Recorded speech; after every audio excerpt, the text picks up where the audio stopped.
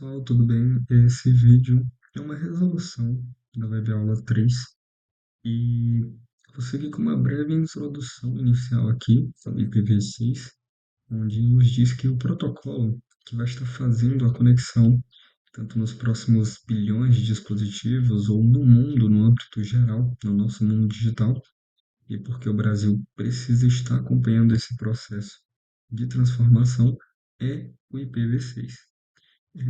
Se você já tiver imaginado em algum momento o que aconteceria se a internet fosse ficar sem endereços para poder identificar um computador, identificar um telefone celular, TVs ou dispositivos conectados. Se você já tiver tido essa dúvida, que parece algo impossível no âmbito geral, mas esse problema realmente já aconteceu. Esse problema realmente já existiu e ele aconteceu com o IPv4. E esse protocolo de IPv4, ele fazia uma identificação com esses dispositivos na internet desde os anos de 1980. E com isso surgiu, né, o IPv6 e como uma nova versão, né, um novo protocolo e com essa parte introdutória, né, que o IPv6 é o que vai protocolar, é o protocolo que vai conectar os próximos bilhões de dispositivos. Bom, problema do IPv4.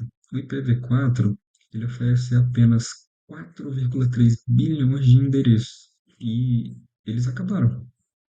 Por isso que ocorreu todo esse problema, ligado ao que eu falei de que a internet, esses dispositivos, é desde 1980, tá?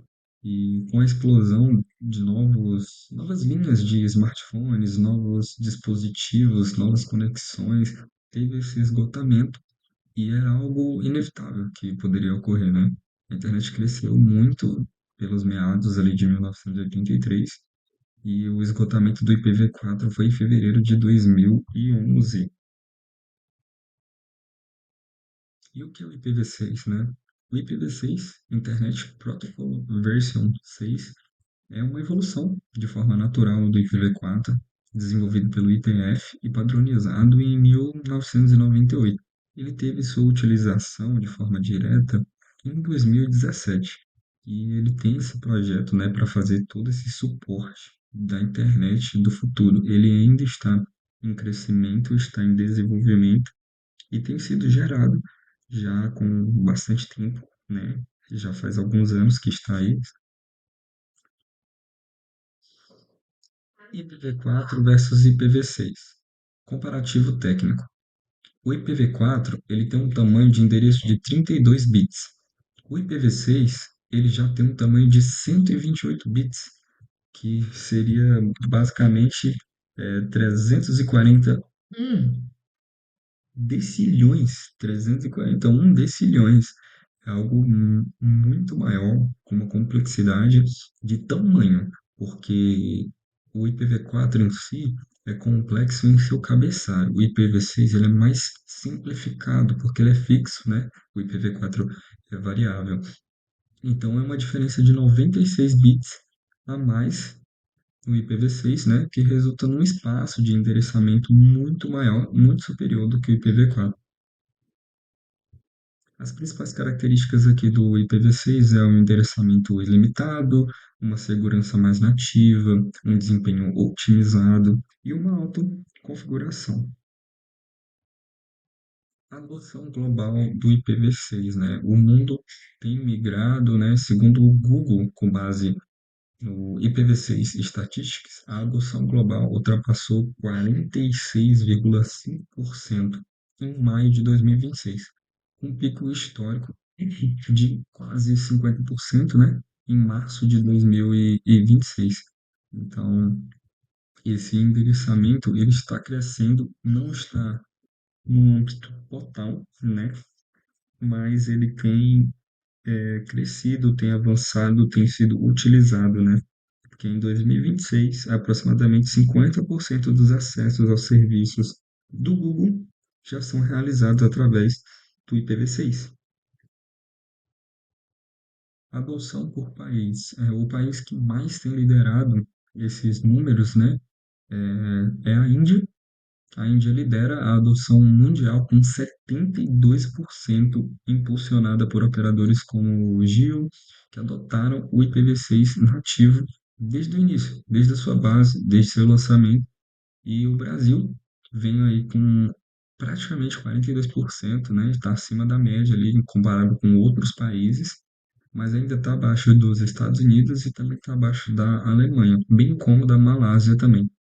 Mas o Brasil está ali perto da média global, no âmbito geral ali. O IPv6 no Brasil tem questões de avanços e desafios, né?